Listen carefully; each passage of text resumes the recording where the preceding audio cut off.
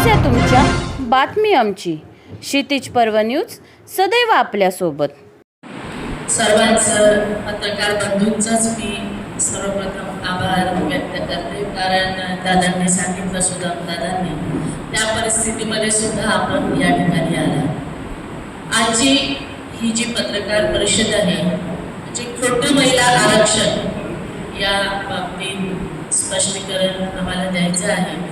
आणि यासाठी उपस्थित या जिल्ह्याचे कर्तव्यदक्ष युवा असे आमचे जिल्हाध्यक्ष सुदामदादा, महाराष्ट्र प्रदेशला अत्यंत हिरारीने काम करत असलेल्या आमच्या भगिनी श्रुतीताई, या ठिकाणी युवक काँग्रेसचे जिल्हाध्यक्ष हेमराज, आमच्यासोबत खांद्याला खांदा लावून अतिशय सक्षमपणे ज्यांनी काम केलं अशा आमच्या निर्मलाताई, शशिकलाताईला मी बरेच वर्ष बघते आहे.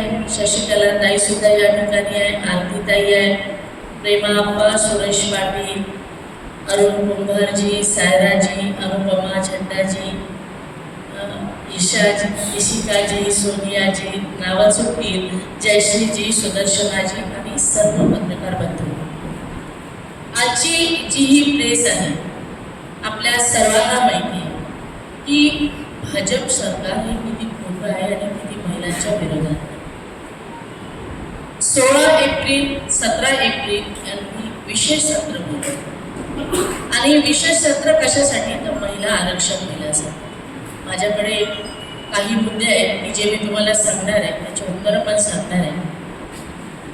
महिला आरक्षण बिल आहे म्हणून त्यांनी समोर ठेवलं. तर आमचा प्रश्न मोदीजींना आहे की खरोखर त्यांनी आपल्या छातीवर हात ठेवावा आणि सांगावं की ते बिल महिला आरक्षणाचं अजिबात नव्हतं. ते बिल जे होतं 131 जी घटना दुरुस्ती होती, जे लोकसभेमध्ये फेटाळल्यानंतर त्याची जी तळमळ झाली आणि मग त्यांनी हे ढोंग करणं सुरू केलं. सगळीकडे आता बघतोय आपण देशभर आंदोलनं करत आहे. किती खोटं बोलणं. डिलिमिटेशनचं बिल तुम्ही समोर ठेवता आणि महिलांना सांगता की ते आरक्षणाचं बिल. ज्या दिवशी डिबेट झालं, मी त्याच दिवशी सांगितलं होतं की मागच्या डिलिमिटेशनला मी महाराष्ट्रातून प्रतिनिधित्व केलेलं आहे आणि डिलिमिटेशन काय आहे ते चांगल्या पद्धतीने मला माहिती आहे. परंतु ते वारंवार म्हणून सांगत होते की हे आरक्षणाचं बिल आहे. आरक्षणाचं जे बिल होतं ते 2023लाच पास झालेलं. आणि खरोखर जर मोदीजींना असं वाटत होतं की आपल्याला महिलांना आरक्षण द्यायचं आहे, तर ते 2024ला देऊ शकले असते. परंतु त्यांचा जो आग्रह आहे तो आग्रह हा आहे की 2011ची जी जनगणना आहे त्यानुसार त्यांना द्यायचं आहे. त्याचे काय काय कारण आहे मी पुढे तुम्हाला सविस्तर सांगणार आहे. जर त्या दिवशी ते बिल पारित जरी झालं असतं तर केव्हा लागू करणार होते, 2029ला. आम्ही त्यांना सांगतोय की तुम्ही 2023 सुद्धा लागू करा. आम्ही काँग्रेस समर्थन करू, परंतु ते तसं करणार नाही. त्यांना 2011च्या जनगणनेनुसारच करायचं आहे. 2026ला जनगणना करा आणि 29ला लागू करा. जर त्याही दिवशी पारित केलं असतं तरी तुम्ही 2029ला लागू करणार होते. पण तुमचा आग्रह का होता की त्याच दिवशी पारित झालं पाहिजे. हेही पुन्हा तुम्हाला मी सांगते की त्यांना चांगल्या पद्धतीने माहित होतं की सभागृहामध्ये हे बिल पास होणार नाही, कारण त्यांनी सगळी तयारी केलेली होती. सगळ्या त्यांच्या महिला थाटामाटात तयार होत्या, त्यांचे बॅनर तयार होते, त्यांचे पोस्टर तयार होते. 7:35 हे बिल पडलं आणि 7:45 त्यांच्या सगळ्या बाया पायरीवर बसलेल्या होत्या, बॅनर होते, पोस्टर होते. म्हणजे ही पूर्वतयारी. त्यांना माहिती होतं की हे बिल पास होणार नाही आहे, परंतु हे खापर मात्र काँग्रेसवर त्यांना फोडायचं होतं. 2023 जर ते आजही लागू करत असेल तर आम्ही सभागृहामध्ये सांगितलेलं आहे की तुम्ही लागू करा, आम्ही समर्थन करतो. आता 2-3 जे मुद्दे मी तुम्हाला सांगितलं पाहिजे की 17 एप्रिल 2024ला जे लोकसभेत फेटाळण्यात आलेलं विधेयक नेमकं कोणतं होतं, ते डिलिमिटेशनचं. त्यानंतर विधेयकाचं नाव ते जे सांगतायत नारी शक्तीवंदन. खरं तर नारी शक्तीवंदन होतं का? त्यांनी कधीतरी नारीचा सन्मान केला आहे का? आम्ही जाहीर सांगतो, अहो त्यांनी घरच्या बायांचं कधी नारी शक्तीवंदन केलं नाही. ते काय देशाच्या बायांचं नारी शक्तीवंदन करणार? जे लोक घरच्या बायांचा सन्मान करू शकत नाही ते आमचा सन्मान करतात. सन्मान केला होता राजीवजी गांधीजींनी. 33% आरक्षण दिल्यामुळे आज 14,05,000 महिला प्रतिनिधित्व करतायत पंचायत राजमध्ये. त्याला म्हणतात आरक्षण. हे खोटं आरक्षण देत आहेत. आणि दुसरा मुद्दा आहे महिला आरक्षणासाठी जे विधेयक त्यांनी ठेवलं होतं 17 एप्रिलला, त्याच्यावर मतदान झालं आणि त्या मतदानात ते तोंड घाशीत पडले. आणि त्यामध्ये 33% आरक्षण देणारी 106वी जी घटना होती ते दुरुस्ती विधेयक 2023 मध्ये संसदेमध्ये दोन्ही सभागृहामध्ये पारित झालं होतं. राज्यसभेमध्ये झालं होतं आणि लोकसभेमध्ये सुद्धा झालं होतं. परंतु त्यांनी त्याला मान्यता दिली नाही, कारण त्यांना आरक्षण द्यायचं नव्हतंच. परंतु त्यांना हे चांगल्या पद्धतीने माहिती होतं की आता 2029 काँग्रेस सत्तेमध्ये येणार आणि सर्वप्रथम काम काय करणार तर महिलांना आरक्षण देणार. त्याही पेक्षा दुसरं 3 राज्यांमध्ये निवडणुका आहे आणि तिन्ही राज्यांमध्ये यांना कुठेही पाय ठेवायला जागा नाही. कारण ज्या ज्या राज्यांमध्ये निवडणुका झाल्या त्या राज्यांमध्ये मोदी सरकारने महिलांना फसवलं. महाराष्ट्रामध्ये तुम्ही बघितलं असेल 1500 रुपये, कुठल्या राज्यांमध्ये 10,000 रुपये, अशा पद्धतीने त्यांनी महिलांची मतं घेतली. आता ज्या राज्यांमध्ये निवडणुका आहेत त्या राज्यांमध्ये यांना पाय ठेवायला जागा नाही. मग यांनी काय केलं तर हे महिला आरक्षणाचं विरोध केलं आणि डिलिमिटेशनचं बिल हे सभागृहामध्ये ठेवलं आणि आम्हाला सांगितलं की हे महिला आरक्षणाचं बिल आहे. जेव्हा की ते महिला आरक्षणाचं बिल त्या दिवशी डिबेट चालू होतं आणि डिबेटमध्ये त्यांच्या मंत्री होत्या आणि त्यांच्या मंत्र्यांनी सांगितलं, महिला मंत्री होत्या, सन्माननीय आम्ही महिलांचा सन्मान करतो. त्या म्हटल्या की तुम्ही राजीव गांधीजींची भाषा राहुल गांधीजींची भाषा बोलता. राहुल गांधीजींची भाषा आम्ही बोलतो.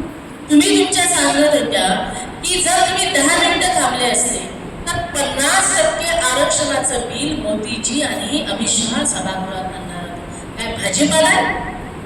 जर 33% आरक्षणाचं बिल जर तुम्ही इतके दिवस मंजूर करू शकले नाही तर 50% आरक्षणाचं बिल विदाउट नोटिफिकेशन तुम्ही सभागृहामध्ये आणू शकता? किती लोकांना फसवणार आहे? जेव्हा मी हे बोलले तर मला सांगतात राजीवजींची भाषा बोलतात. आम्ही राजीवजींची आणि आम्ही राहुलजींची भाषा बोलत नाही.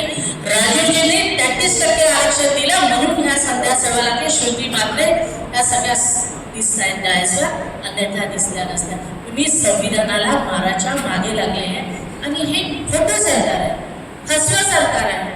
आणि म्हणूनच राज्यांमध्ये आम्ही महिला आमच्या बिचारा डोळ्या पापड्या असतात, त्यांना कुठं माहिती आहे. आणि ज्या भाजपामध्ये गेल्या त्यांनी डोळ्यावर पट्ट्या बांधलेल्या आहेत. त्यांना अजिबात आरक्षणाची घेणं देणं नाही. मोदीजी बोलतात त्याच्यावर मात्र त्यांना बोलायचं आहे. कालच आपण बघितलं असेल आरक्षणाच्या मुद्द्यावर महाराष्ट्रामध्ये मंत्री महोदयांनी मोर्चा काढला आणि एक महिला तिचा बोलणं तात्काळत होता आणि ती बिचारी जेव्हा बोलत होती तर तिला वाटलं की स्टंट करताय. आमच्या ज्या सन्माननीय विरोधी पक्षातल्या ज्या नेत्या आहेत ज्या काय व्हिडिओ बनवतात आणि सांगतात नमस्कार, काल त्यांचा मी एक व्हिडिओ बघितला. त्या सांगत होत्या चित्राताई की एक महिला बोलली तर तुम्हाला इतकं झोपलं आणि एवढ्या देशातल्या महिलांवर तुम्ही अन्याय केला. अहो चित्राताई, नाशिकचं प्रकरण झालं खरातांचं, तेव्हा काय तुमचे तोंड शिवले होते? हजारो महिलांचे व्हिडिओ बनले तेव्हा तुमचे तोंड शिवले होते का? तेव्हा तुम्हाला महिला दिसल्या नाही. आणि जी महिला तिचा मुलगा तळमळत होता शाळेमध्ये तिच्यासाठी तुम्ही असे शब्द वापरता? आज सभागृहामध्ये खोटं बिल ठेवल्यानंतर त्याचं समर्थन तुम्ही करताय. या देशातल्या महिला मोदीजीला काय तुम्हाला कधीच माफ करणार नाही. आणि म्हणूनच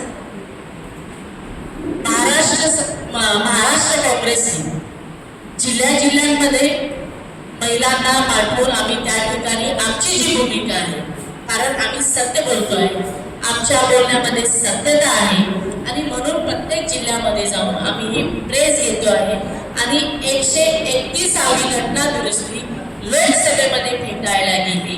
ते आरक्षणाचं बिल नव्हतं, ते डिलिमिटेशनचं बिल होतं आणि ते डिलिमिटेशनचं बिल जर पारित झालं असतं तर मात्र 2-3 राज्य असे आहे, उत्तर प्रदेश आहे, बिहार आहे, राजस्थान आहे, या ठिकाणी 40%, तामिळनाडू आहे, तेलंगणा आहे आणि केरळ आहे, इथं 20%. अशा पद्धतीचं इनबॅलन्स त्या ठिकाणी झालं असतं. आणि मग काय झालं असतं, या ठिकाणी ह्या सर्व गोष्टी झाल्यामुळे हे सत्तेला हकापलेले लोक आहेत.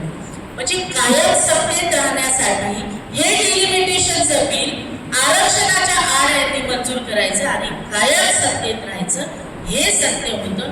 हे आम्हाला महिलांना सांगायचं. म्हणून माझ्या महाराष्ट्रातील तमाम महिलांना मला सांगायचं आहे की तुमचं हे आरक्षणाचं बिल नव्हतं, हे जे बिल होतं हे डिलिमिटेशनचं होतं. बरेच डिबेट झाले, बरेच आर्ग्युमेंट झाले, मात्र हे ढोंगी सरकार आहे. मी त्या दिवशीही सांगितलं, मी आजही सांगते की हे एप्रिल महिन्यातलं एप्रिल फूल होतं. आताच मी येताना मला कोणीतरी फोन केला आणि सांगितलं की प्रत्येक राज्यांमध्ये आता ते 1 दिवसाचं अधिवेशन बोलवणार आहे आणि अधिवेशन बोलावून सांगणार आहे की कसं हे आरक्षण होतं. तर आम्ही त्यासाठी तयार आहोत. त्यांनी व्यासपीठावर यावं, सन्माननीय मुख्यमंत्र्यांनी व्यासपीठावर यावं आणि आम्ही सन्माननीय म्हणतो प्रधानमंत्र्यांनी यावं. आम्ही डिबेट करायला तयार आहे, कारण आम्हाला माहिती आहे की तुम्ही डिलिमिटेशनच्या आड या देशाला फसवण्याचं, या महिलांना फसवण्याचं काम तुम्ही करणार होते आणि तुम्हाला तोडनाशी पाडण्याचं काम विरोधी पक्षाने केलेलं आहे. धन्यवाद.